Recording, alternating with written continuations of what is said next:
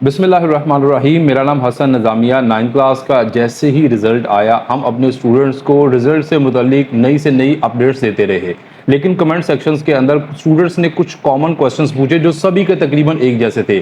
सबसे पहला सवाल बच्चों ने पूछा कि सर क्या 40 दिन बाद हम पेपर दे सकते हैं 9th क्लास के? क्या हम इम्प्रूवमेंट के अंदर भी अपीयर हो सकते हैं? तो सर क्या पेपर रीचेक करवाना चाहिए कि नहीं करवाना चाहिए? सर क्या सप्ली का पेपर देना ज़रूरी है कि नहीं?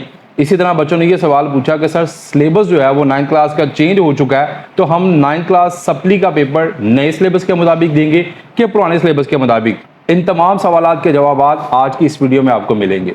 वीडियो को शुरू करने से पहले आप सबसे रिक्वेस्ट है कि हमारे इस चैनल को सब्सक्राइब कर दें, वो बेल नोटिफिकेशन को भी प्रेस कर दें, हमारी वीडियो को लाइक भी किया करें और उन दोस्तों के साथ लाजमी शेयर किया करें जो आप ही की क्लास में पढ़ते हैं, ताकि लोगों का फ़ायदा हो।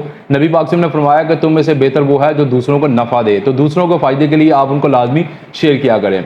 चलिए वीडियो स्टार्ट करते हैं। पहला सवाल था कि 40 दिन बाद पेपर दे सकते हैं। याद रखिएगा कि 9th क्लास के सप्ली के एग्जाम्स 40 दिन बाद बिल्कुल भी नहीं होते। तो आप अपने जहन में ये चीज़ निकाल दें कि मैं 40 दिन बाद, 50 दिन बाद कोई नई पॉलिसी आ जाएगी तो उस पॉलिसी के अकॉर्डिंग मैं 40 दिन बाद आसानी से पेपर दे सकता हूँ। ऐसी कोई भी पॉलिसी नहीं है कि आप 40 दिन बाद पेपर दे सकें।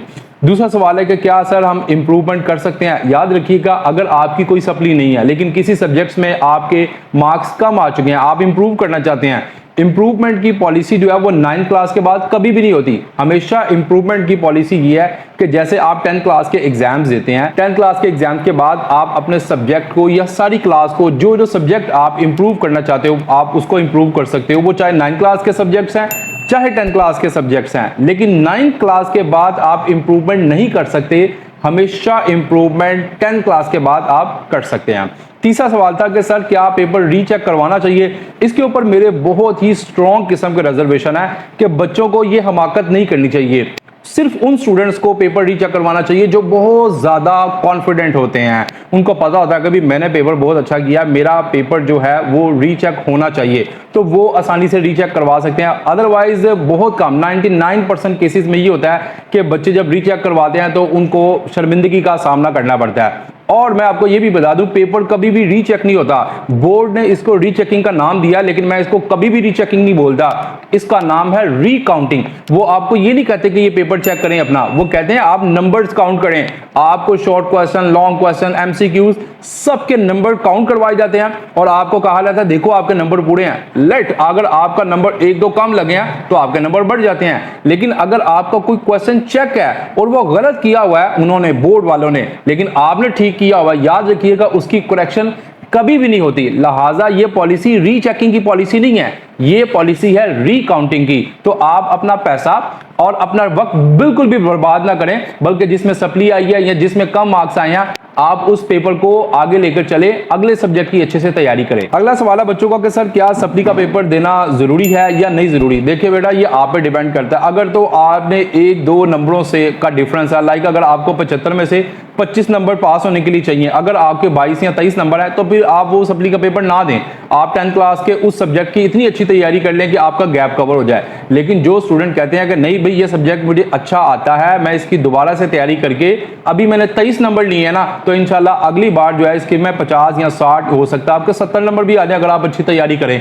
तो ये डिपेंड करता है आपके ऊपर कि आप क्या 10th क्लास की तैयारी किस तरीके से करते हो। अगर अच्छी करते हो, आपको नजर आता है, फर्ज करें अगर किसी बच्चे की मैथ्स में सप्ली है, लाइक उसने 75 में से 23 नंबर लिए हैं, यानी कि 23 आउट ऑफ 75, तो उसको चाहिए कि 10th क्लास में अच्छे नंबर ले ताकि 9 और 10 के कंबाइन मिक्स होकर वो पास हो जाए। ये आप पे डिपेंड करता है कि आप सप्ली के पेपर में अपीयर होना चाहते हो कि नहीं होना चाहते। हाँ, कुछ ऐसे स्टूडेंट्स हैं जिनका गैप ज्यादा है, यानी कि उनका 15 नंबर का डिफरेंस है, उन्होंने मिसाल के तौर पर 75 में से लिए नंबर 4 हैं, तो उनको चाहिए कि सप्ली का पेपर लाजमी दें। जिनके 10 नंबर हैं उनको भी चाहिए कि वो लाजमी दें ताकि आपके अच्छे मार्क्स आ सकें, अच्छे तरीके से आप तैयारी कर सकें।